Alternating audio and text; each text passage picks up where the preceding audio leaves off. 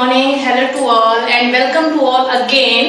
दैरन उच्च माध्यमिक विद्यालय सांझू में आज फिर से बायोलॉजी की क्लास लग रही है। जैसा कि आप सभी जानते हैं, आज हम आपको सेकंड पार्ट पढ़ाएंगे नर युग्मकोद्भिद से रिलेटेड। इससे पहले मैंने आपको परागण से संबंधित बताया था, आज मैं उसी का ही सेकंड पार्ट बताने जा रही हूँ।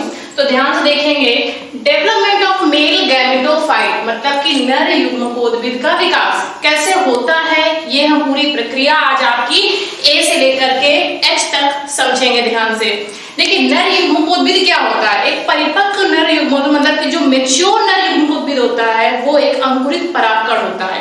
और अंकुरण कब होता है? जैसे ही कोई परागकण परागण क्रिया के द्वारा किसी वर्तिकाग्र की सतह पर पहुंचता है तभी उसका अंकुरण होना प्रारंभ होता है। तो इससे पहले परागकण का जो भी परिवर्तन हो रहा है वो अपरिपक्व है, मतलब कि इनमेच्योर है। लेकिन बट इसके बाद जो होता है वो मैच्योर होता है। तो पहले हम शुरुआत से समझेंगे। मैंने देखिए यहाँ पर चित्र बना के रखे हुए हैं। शुरू के 1 2 4 A B C D ये आपके अपरिपक्व परागकण का परिवर्तन हो रहा है। अभी सिर्फ परागकण अपने आप को तैयार कर रहा है ताकि वो आगे जाकर अंकुरित हो सके। और उसके बाद जो ये चित्र दिख रहा है E F G H ये आपके परागकण परिपक्व हैं। ये क्रिया हो रही है परागण के बाद, पॉलिनेशन के बाद हो रही है। बट बिफोर द पॉलिनेशन क्या हो रहा है वो समझेंगे। सबसे पहले जैसा परागकण होता है, मैंने एक चित्र बनाया हुआ है, तो इस प्रकार से इसकी रचना होती है। बीच में एक केंद्रक पाया जा रहा है और चारों ओर कोशिका द्रव्य रहता है। परागकण दो प्रकार के चोल से आवृत रहता है, एक बाह्य चोल, एक होता है अंतःचोल। बाह्य चोल कैसा होता है? थोड़ा सा हार्ड सरफेस होता है। तो ये आपका परिपक्व परागकण है। प्रथम कोशिका हो रही है, यहाँ से शुरुआत होती है, पूरा कोशिका द्रव्य यहाँ पे भरा हुआ है। सेकेंड पार्ट में क्या हो रहा है, यहाँ पर ये जो कोशिका द्रव्य में बहुत सारी रिक्तिकाएं होती हैं। ये रिक्तिकाएं एक साथ एकत्रित होकर एक बड़ी रिक्तिका बनाती हैं। और जब ये बड़ी रिक्तिका बनाएंगी तो ये प्रेशर के द्वारा कुछ बल लगा करके इस केंद्रक को थोड़ा सा किनारे की ओर, परिधि की ओर खिसका देगी। तो यहाँ आपको दिख रहा है ये केंद्रक कैसा आ रहा है? किनारे आ रहा है, मध्य में ना आकर के परिधि की ओर आ रहा है। क्यों हो रहा है? क्योंकि जो रिक्तिका होती है ये बड़ी हो जाती है आकार में और ये केंद्रक को किनारे की ओर खिसका देती है। इसके बाद याद रखना, परागकण में समसूत्री विभाजन होता है। समसूत्री विभाजन जिसमें गुणसूत्रों की संख्या होने वाली पुत्री कोशिकाओं में समान होती है। तो समसूत्री विभाजन 2 बार होगा। मैं आगे बताऊंगी 2 बार कैसे होगा, ये समझेंगे पहले। अब 2 बार होने के बाद हमने आपको पहले भी एक प्रक्रिया बताई है। जब भी कोई समसूत्री विभाजन होता है तो सबसे पहले केंद्रक का विभाजन होगा नंबर 1 पे, और नंबर 2 पे होता है कोशिका द्रव्य का विभाजन। ये समसूत्री विभाजन की 2 मुख्य अवस्थाएं हैं। जब भी कोई कोशिका विभाजित हो रही है तो पहले केंद्रक अलग होते हैं और उसके बाद कोशिका द्रव्य भी अलग होता है। तो यहाँ पर समसूत्री विभाजन होगा। ये जो केंद्रक है ये 2 भागों में बढ़ जाएगा। एक होगा जनन केंद्रक जो छोटा होगा, और एक बाद में बड़ा बाइकाई केंद्रक होगा जो कि आकार में थोड़ा सा बड़ा होगा। जनन केंद्रक आपका परिधि की ओर ही रहेगा और काई केंद्रक थोड़ा सा केंद्र में आ जाएगा। याद रखना, जनन केंद्रक हमेशा छोटा रहता है और काई केंद्रक कैसा होता है? बड़ा। मैंने लिखा हुआ भी है, इसे ध्यान से देखिए। आप चाहे तो अपनी कॉपी में, नोटबुक में नोट करते हुए चले। अब पहली अवस्था थी केंद्रक विभाजन। दूसरी अवस्था मैंने आपको बताई है कोशिका द्रव्य विभाजन। केंद्रक के बाद किसका विभाजन होगा? कोशिका द्रव्य के बाद। अब चूंकि जब ये बड़ी सी कोशिका दिख रही है आपको, जब ये विभाजित होगी तो 2 कोशिकाएं बनेंगी। तो ये कोशिका बन गई और एक ये बन गई। तो पहली कोशिका छोटी दिख रही होगी आकार में, तो ये कहलाएगी जनन कोशिका, जिसके अंदर कौन सा केंद्रक है? जनन केंद्रक है। ये कोशिका भी आकार में आपकी छोटी होगी। और जो दूसरी कोशिका दिख रही है वो आपकी बड़ी कोशिका है, ये कहलाएगी आपकी कायिक कोशिका। और इसके अंदर केंद्रक कौन सा है? कायिक केंद्रक। अब देख रहे हैं आप परागण से पूर्व मतलब पॉलिनेशन से पूर्व एक पॉलन ग्रेन्स के अंदर कौन कौन से परिवर्तन हो रहे हैं। तो अंत में जाकर पॉलिनेशन के से पहले, जस्ट पहले, जो ये आपका परागकण है वो आकर 2 कोशिकाओं में विभाजित हो गया है। दिख रहा होगा सभी को। आवृत बीजी पौधों में लगभग 60% का रेशियो ऐसा होता है। जो परागकण होता है वो पॉलिनेशन से पूर्व 2 कोशिकाओं की अवस्था में विभाजित हो जाता है। लेकिन फिर भी 40% ऐसे होते हैं जहां पर 2 कोशिका अवस्था ना आकर के 3 कोशिका अवस्था आती है। 3 कोशिका क्यों आती है? कि जो जनन कोशिका होती है ये भी 2 भागों में बढ़ जाती है।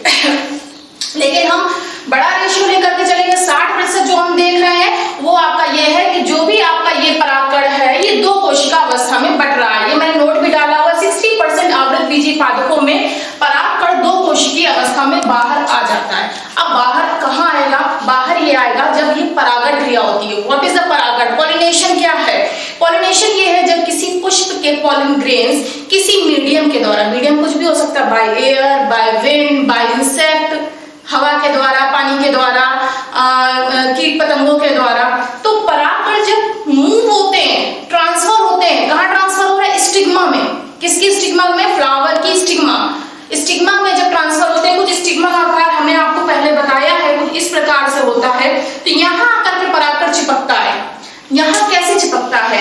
यहाँ पर कुछ चिपचिपे से एंजाइम स्रावित होते रहते हैं जो कि परागकण को अपने ऊपर चिपकाने में सहायता करते हैं। इससे पहले एक चीज और हम बताएंगे, यहाँ पर जो जनन कोशिका छोटी दिख रही है ये अपने चारों ओर एक कैलोज नामक भित्ति से आवृत रहती है। ये कैलोज जब ये मुक्त अवस्था होती है तो कैलोज विघटित होने में, इसको कोशिका से बाहर निकालने में हेल्प करता है। अभी क्या हुआ? ये हमने परागण क्रिया से पूर्व की सारी अवस्थाएं पढ़ ली। इसके बाद आते हैं यहाँ पर। ये अवस्था वो है जब कोई भी परागकण उसकी वर्तिकाग्र के ऊपर बैठ जाता है या फिर चिपक जाता है। चिपकने के पश्चात क्या होता है? जो उसका बाह्य चोल है, ये जो दिख रहा हुआ बाह्य चोल, ये उसकी वर्तिकाग्र की नमी को अवशोषित करता है। जब नमी को अवशोषित करेगा तो उसके अंतःचोल अपने आप बाहर की ओर निकल के पराग नलिका बनाएंगे। तो ये है, यहाँ पर चिपकेगा। यहाँ क्या हो रहा है? ये काई कोशिका जो बड़ी सी दिख रही है इसका छोटा केंद्रक है, लेकिन जो जनन कोशिका यहाँ पर कुछ इस प्रकार से थी वो यहाँ पर कैसी हो जाएगी? तर्कुकार, स्पिंडल शेप में आ जाएगी। स्पिंडल शेप में आ जाएगी। उसके बाद ये स्पिंडल शेप कुछ इस प्रकार से बन जाता है। ये 2 अवस्थाएं आती हैं। सबसे पहले ये अवस्था स्पिंडल शेप में, यहाँ पर आकर ये एक तरीके से कैलोज यहाँ पर विघटित हो रहा है। जब कैलोज विघटित हो रहा है तो ये कोशिका में आकर के यहाँ पे आकर चिपक जाएगी और यहाँ ये अपने आप को स्वतंत्र रूप से कोशिका द्रव्य में तैरती हुई दिखाई पड़ेगी। ये देखिए यहाँ पर किसी से भी जुड़ी हुई नहीं है, ये तैर रही है। कहाँ पर तैर रही है? कोशिका द्रव्य में तैर रही है। अब आता है इसका मुख्य पार्ट। यहाँ पर चिपकी, उसने बाह्य चोल ने अवशोषित किया, नमी को अवशोषित किया। नमी को अवशोषित करने के बाद परागकण में प्रत्येक कण में कुछ एक जनन छिद्र पाए जाते हैं। वो जनन छिद्र पराग नलिका को निकालने में सहायता प्रदान करते हैं। ये जो बाह्य चोल है इसे नमी को अवशोषित किया, यहाँ जनन छिद्र से एक प्रकार की पराग नलिका निकली। ये बाह्य चोल, ये अंतःचोल, और उसके पराग नलिका में जैसे ही निकलती है बाहर की ओर तो कौन अंदर आता है? सबसे पहले ये वाला केंद्रक, कायिक केंद्रक या कायिक कोशिका, इसको नलिका केंद्रक भी बोल सकते हैं। ये नलिका केंद्रक इस नलिका में सबसे आगे टिप में, बिल्कुल लास्ट में आकर के, जैसे मान लीजिए कोई नलिका आ रही है, यहाँ पर आकर के वो केंद्रक आके इकट्ठा हो जाएगा या लग जाएगा या आगे मूवमेंट करेगा, ये कह सकते हैं। लेकिन अभी ये सिर्फ जो जनन केंद्र था, जो कि हमारा तर्कुकार था, वो नलिका के पास है, नलिका के अंदर नहीं आया है। वो नलिका के पास आकर के इंतजार करेगा कि मुझे भी आगे इस लाइन में जाना है। अच्छा, ध्यान से देखेंगे, ये यहाँ पर नलिका के अंदर निकला, एक नलिका निकल आई, नलिका निकली 2 जनन छिद्रों से, 2 जनन छिद्र निकले होंगे, उससे ही नलिका निकली है। यहाँ पर नलिका केंद्रक आ गया, पीछे की ओर जनन कोशिका लगी है, अपना इंतजार कर रही है। अब यहाँ पर एक फेज आएगा, ये जनन कोशिका है नलिका में प्रवेश करने से पहले अपने आप को फिर से विभाजित करेगी। कौन सा विभाजन होगा? अगेन समसूत्री। मैंने आपको बताया है समसूत्री विभाजन होगा जनन कोशिका में। जब एक कोशिका विभाजन होगा तो 2 नर युग्मक बनेंगे। इससे पहले मैंने आपको बताया 60% आवृतबीजी में 2 कोशिका बनती है, लेकिन 40% में 3 होती हैं। तो वही अवस्था यहाँ बाद में आ रही है।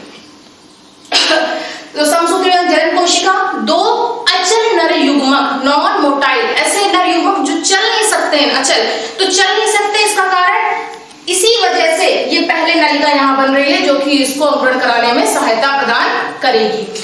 अब देखेंगे यहाँ पे ध्यान से, ये एक परिपक्व नर युग्मकोद्भिद का चित्र है जहां पर 3 केंद्रक बन रहे हैं। 2 अचल नर युग्मक बन गए जो किससे बने हैं? इससे बने हुए हैं, और एक आगे नलिका कोशिका बना हुआ है।